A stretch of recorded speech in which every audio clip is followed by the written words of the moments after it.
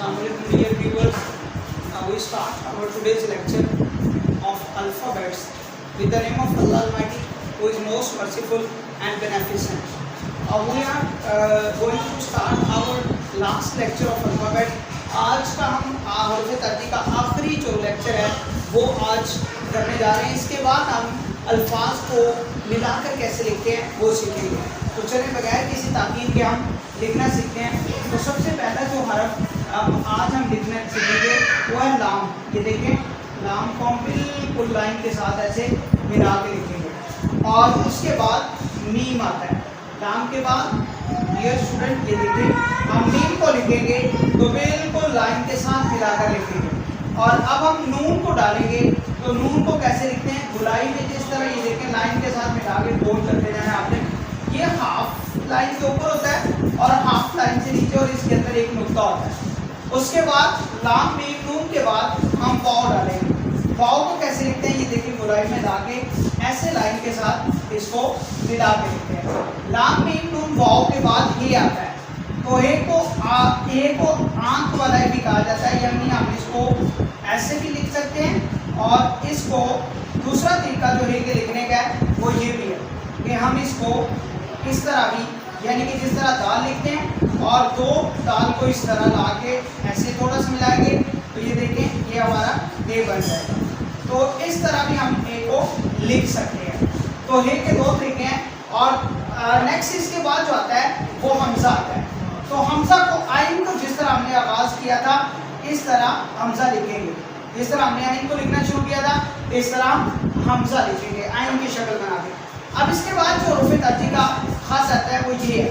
ये देखिए, अब ये को ऐसे मिलाएंगे और ये हमारा छोटा ये दिखा जाएगा. इसके बाद बड़ा ये आता है, ये छोटा ये, और फिर साथ ऐसे हम थोड़ा सा ड्रा करके लेके जाएंगे तो ये हमारा बड़ा ये बन जाएगा. तो डियर व्यूअर्स, आज का जो हमारा हरूफ तर्ती का लास्ट लेक्चर था वो अपनी तकमील को पहुंच चुका है. और आज हम तमाम अल्फ़ाबेट्स को किस तरह खूबसूरत तरीके से लिख सकते हैं वो हम सीख चुके हैं. मैं आपको आखिर पर वाइंड अप करते हुए ये बताता हूँ कि लाम को हम जिस तरह अलिफ, अब ये देखें थोड़ा सा अगर गौर करें तो ये देखें अलिफ पहले खंजे के ड्रा करेंगे, फिर इसको गुलाई की शक्ल नून गुना की शक्ल नीचे आ जाती है. और मीम को जब आपने लिखना है ये भी अलिफ की शक्ल यहाँ तक रहती है. फिर इसके बाद मीम को हम इस तरह मीम को मोड़ करते हैं, ये यानी कि इस तरह की शक्ल बना के फिर इसको लंबा खींचेंगे तो ये हमारा मीम बन जाएगा. इसके बाद ये देखिए गौर करें, नून गुना को हमने लिखना है तो यहाँ तक गुलाई लाइन के साथ लेके आनी है. फिर इसको लाइन से थोड़ा सा नीचे गुलाई देंगे तो ये हमारा ये देखिए नून गुना की शक्ल इख्तियार कर जाएगा. और नून गुना के हम अंदर एक नुक्ता पुट करते हैं इस तरह तो ये हमारा नून गुना की शक्ल इख्तियार कर जाएगा. अब हमारा वाव को हम कैसे लिखते हैं, ये गोल शक्ल यहाँ तक हम जिस तरह रे लिखते थे इस तरह गुलाई में लाके ये शक्ल देंगे तो ये देखें वाव की शक्ल बन जाती है. और मैं चूँकि डबल करता हूँ और अब ये देखें ये हमारी वाव की शक्ल खूबसूरत शक्ल इख्तियार हो गई है. अब हम हे को कैसे लिखते हैं, हे को मैंने आपको बताया कि यहाँ से आगाज़ करना है और फिर इसको गुलाई की शक्ल ऐसे देनी है.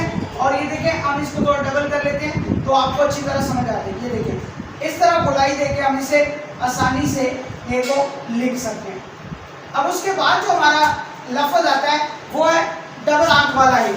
तो डबल आंख वाला ही कैसे लिखते हैं कि इसको इस तरह गुलाई में ला के ये देखें, फिर इसको ऐसे ये देखें और इस तरह गुलाई देके हम इसको ये को लिखते हैं. तो नेक्स्ट जो हमारे पास हमजा आता है, ये आइन की शक्ल जिस तरह मैंने आपको बताया कि दी है इसी तरह ये शक्ल इसको देंगे तो ये हमारा हमजा बन जाएगा. अब इसके बाद हमारा ये आता है तो ये को हमने यहाँ तक की शक्ल ये देखिए गुलाई में लाके इसको इस तरह गोल करते जाना है तो ये की शक्ल ये बन जाएगी. अब इसको गुलाई में करेंगे तो ये खूबसूरत ये की शक्ल इख्तियार कर जाएगी. ये छोटी है और अब इसके बाद बड़ी है. इस तरह इसको गुलाई में लाके ऐसे खींचते हुए ड्रा करेंगे तो ये हमारी ये की शक्ल हो जाएगी. तो आज के लेक्चर में हमने जो हरूफ तर्ती के लास्ट अल्फ़ाबेट्स थे वो सीख लिए और इसी लेक्चर के साथ आपसे इजाज़त चाहते हैं. तब तक के लिए इजाज़त दीजिए, जब तक हमारा नेक्स्ट लेक्चर नहीं आता तब तक अल्लाह निगहबान.